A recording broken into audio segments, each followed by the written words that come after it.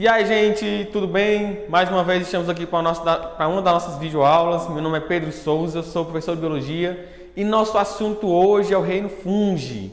Vamos falar um pouco sobre os fungos. Quando eu falo de fungo, vamos tentar entender sua importância, suas características, como também a sua reprodução.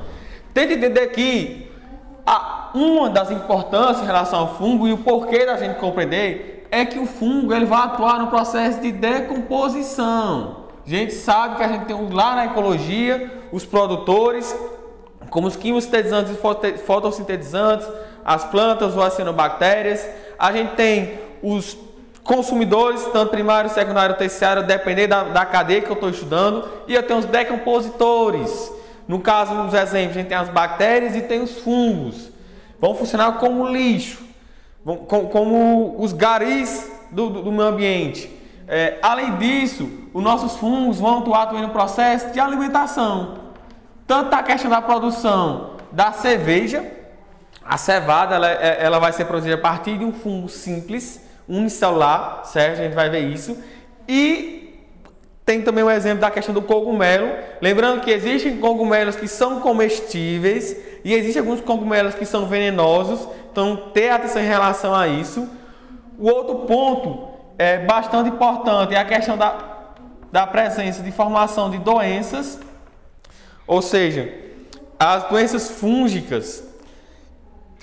Existem um grande conceito em relação a isso. Então, bastante presente no nosso meio, por exemplo, a candidíase. E, além disso, atentar que alguns fungos vão estar presentes em alimento, aquele famoso mofo. Se você, por exemplo, no bolo ou no pão, aquele fungo ele começa a se reproduzir naquela região ali e pensar que não, aquela região está infectada. E dependendo do fungo que tenha contaminado aquele pão, pode ser que fique doente. Então, sempre tenha atenção aí, sempre tenha atenção a isso. Isso já foi questão do vestibular. Você pegou o fungo, você está lá com o pão, aí você viu que tem uma parte do pão que está com fungo. Aí o que é que eu faço? Na maioria das vezes a gente faz isso, a gente corta aquela parte que está com fungo, que é visível, e a outra parte a gente come.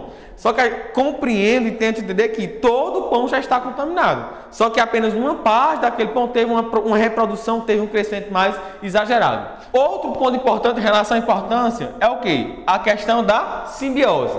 Atende que a gente tem dois tipos de simbiose que vão ser importantes no meio ambiente quando eu falo em relação a fungo. Eu tenho os links, que vai ser a associação entre um fungo mais uma alga. E eu tenho a micorríza, que vai ser o quê? Raízes de plantas mais fungo. Vai promover essa associação. Quando eu falo em características gerais do fungo, tem que entender que os fungos são seres eucariontes. Quando eu falo eucariontes, tente compreender que eu vou ter a presença de uma carioteca, de uma membrana nuclear, protegendo aquele meu núcleo, separando o núcleo, separando o material genético das outras estruturas que estão presentes ali no meu citoplasma. Atente que os fungos são seres unicelulares, ou seja, compostos por apenas uma única célula, como também pluricelulares. Outra importância é que vai ter a presença de uma parede celular. Atende que essa parede celular fúngica, ela é composta basicamente de um polissacarídeo, e o nome desse meu polissacarídeo eu chamo de quitina.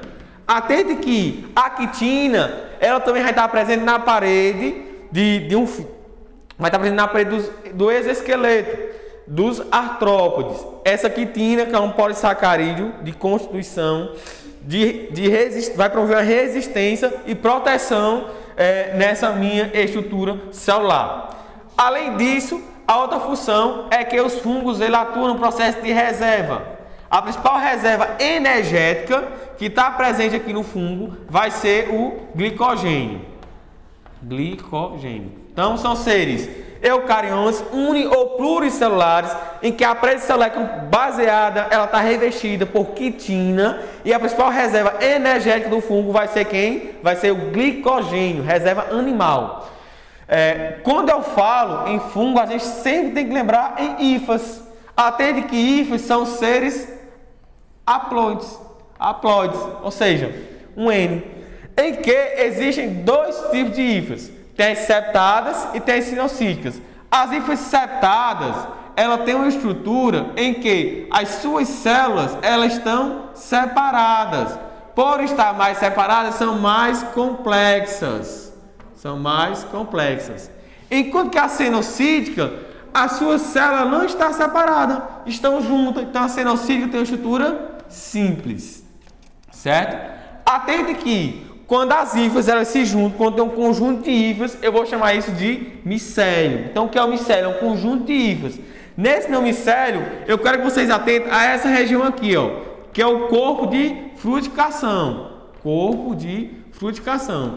Esse corpo de frutificação, ele vai ser importante porque ele vai estar totalmente relacionado ao mecanismo de reprodução do fungo. Vai ser aqui que eu vou ter a presença dos esporos, que vão ser essenciais no processo de reprodução celular sexuada do fungo. Continuando a nossa aula, gente, vamos falar um pouco agora sobre a reprodução desse meu fungo. Tente compreender que eu tenho uma hifa masculina e uma hifa feminina. A hifa positiva, uma hifa negativa. O que é que vai acontecer? O primeiro processo, lembra que eu tenho duas estruturas, duas hifas diferentes. O primeiro processo vai ser o que? Esse que eu chamo de plasmogamia. Plasmogamia. Essa minha plasmogamia, ela é simplesmente o que? Plasmogamia é a união da membrana plasmática desses meus fungos. Quando acontece essa união, vai formar uma hifa dicariótica. Ó. Eu tenho, ó, os núcleos dela estão bem próximos um do outro. Em que essa minha hifa dicariótica, ela é haploide, ela é N. Posteriormente, essa minha hifa dicariótica, esse meu núcleo, eles vão se fundir através de um processo que eu chamo de cariogamia, que é o 2. Cariogamia vai ser a fusão desses meus núcleos. Com essa minha cariogamia, vai formar o meu zigoto. Esse meu zigoto, ele é 2N. 2N. A hifa dicariótica é N, ela sofre o processo de cariogamia, que é o nome do núcleo, formando o meu zigoto, que é 2N. Esse meu zigoto, ele vai passar por um processo chamado de meiose. Meiose. Como toda meiose, eu tenho uma célula e essa célula vai se dividir, em que essa minha célula é 2N, ela vai formar o quê? Uma célula N, uma célula haploide, chamada de esporo. Esses meus esporos vão estar lá no meu corpo de frutificação e vão ser essenciais para a formação da hifa, certo? Esse é o meu ciclo de reprodução dos fungos. Continuando com as aulas de fungo, vamos ver as principais classificações, atentando que a gente tem 5 grupos. Gente, então, o primeiro grupo são os critridiomicetos. Esses critridiomicetos, eles são exclusivamente aquáticos, vivem na água. Até um certo tempo atrás, acreditava que esse grupo participava das algas, por viver exclusivamente em ambiente marinho. Só que posteriormente, após analisar todas as características bem direitinho, identificou-se que realmente ele faz parte do grupo dos fungos, do reino fúngico. São seres decompositores,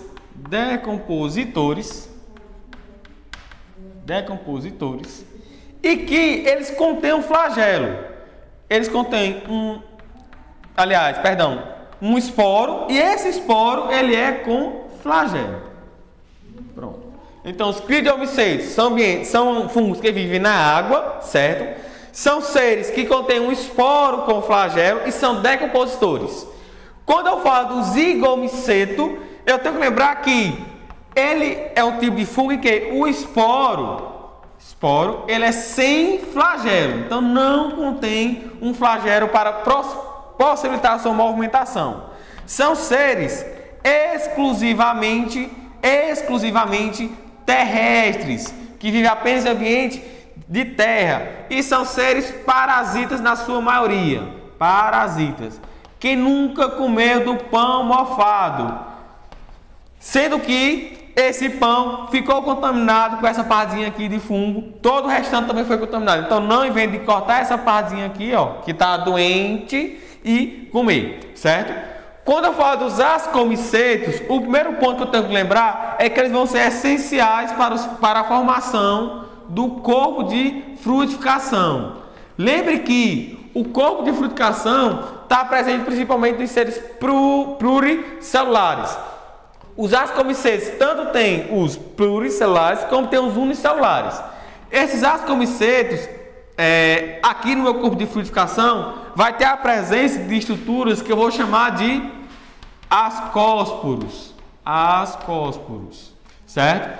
Atento também, atenção, vai ser do grupo dos ascomicetos que eu vou ter a formação da famosa ceva, da minha cerveja, através de um fungo unicelular. Os basidiomicetos são aqueles que têm a formação de na sua estrutura, sua corporificação, parece um cone, certo? Nesse meu cone, eu vou ter a presença de estruturas chamadas de basidiósporos.